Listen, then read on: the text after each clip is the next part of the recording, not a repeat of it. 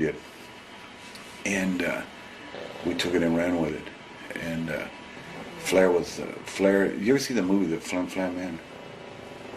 No. You know what a Flim Flam Man is? No. Mm-hmm. Bruce, you listen to me? Yes. He's the ultimate Flim Flam Man. Hey brother, I love you, man. You know what I mean? Knowing deep in his heart he don't give a shit about you. He gives a shit about himself. And that's fucking shoot. He cares about himself more than anything else. And of all the people that I talk about or had made money with, I made money with him. But one thing that he maybe didn't know is I knew he was a Flim Flam Man. And when you have an enemy that you can use him to the best of your ability. Because deep down he can't stand me. Deep down I'm his enemy. We're enemies. And he was surely not as great as I made him to be. He had the ability. When he first started, he wanted to be Rickus Rhodes. The way to Bismarck, South Dakota was 300 pounds. He said, he's driving my car, driving me to the matches. And he says, I've came up with a name. He says, I want to be Ramblin' Rickus Rhodes. And I told him, I said, make your own way. Be your own self because you have talent and you're going to be something. And he'll tell you this true story. And don't take that name. It's not that I don't want you to have that name, but make your own way because he had the ability to do that.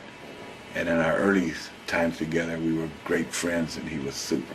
But money does strange things to you. Power, insecurity of knowing how good you are. And he's that good. Maybe the best. They say that a lot. I think Hardy was the best, but they say, they always, if you read the net for whatever reason, I've just started to learn to work this fucking thing because I'm on a web page, So it says DustyRhodes.net/ whatever that means, right. The slash backwards, but we're building a page. So they talk about him like he was God, you know what I mean? And he wasn't, But maybe he was to him. On top too. I think so, yeah. Well, even now he can outwork anybody that a group has. So that's ability. That's not the personal side with me and him. I know he's a flim guy, okay? I know that. And he knows that I know that. And he might think I am. So at least we know where we stand, so we never have a problem. There was never no problem. You know what I mean? So, yeah, he was far greater work than Tully Blanchard or Iron. Iron was just Iron. There's 100 Iron Andersons, Right. But there was not an Iron Anderson that could actually get it done like him to where he knew what needed to be done. He knew you two guys, you and him and you two guys were in a tag match with me and the Warriors. And he knew that he had to get us ready and they were going to take the fall on him. But brother, that he had to get the thing ready, you two guys had to be stars. He knew his role and he was great at it. And he had written this book about me revolutionizing the industry. I have a tremendous amount of respect for him. And he's, and he's still in the industry, so that's cool. I like to see guys that are still in our business that help make it. Yelling. Hey, all right. Next guy is Ric Flair. Thoughts on Ric Flair? Well, I told you the story about Ramblin' Ricky Rhodes. Played at Wisconsin, I believe, in football. Gagne broke him in. He was selling insurance, I believe, to nurses or something in Minnesota at the time he was broken in. So he'd already been out in the work job. He had a beautiful wife at the time, and has a beautiful wife now. And he had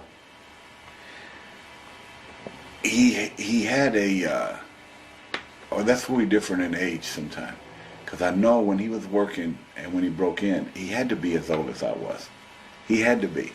So now if we're both 45 now, since this is a shoot interview, that was one thing always bugged me, his age. But his ability to now still, like I said, outwork just by half-ass, working a lot of guys in this industry.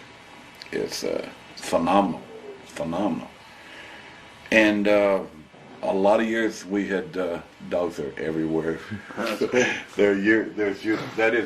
That's Moonshine Max right there. I don't know if you can see him, but he's looking through the door. He had the a great ability and the flim flam to take care of himself and to make you feel really sorry for him in and out of the industry, out of the business.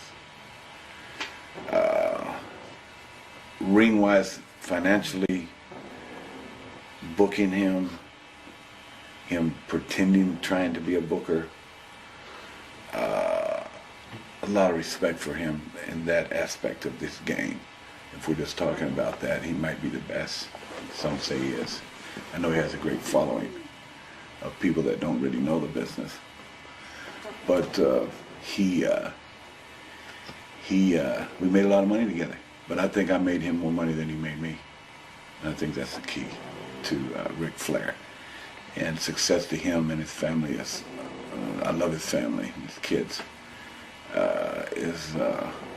I just always want him to have success because I don't want to see a guy like Rick, who did so much for this business, be down to the point of saying, Jesus, you know what I mean?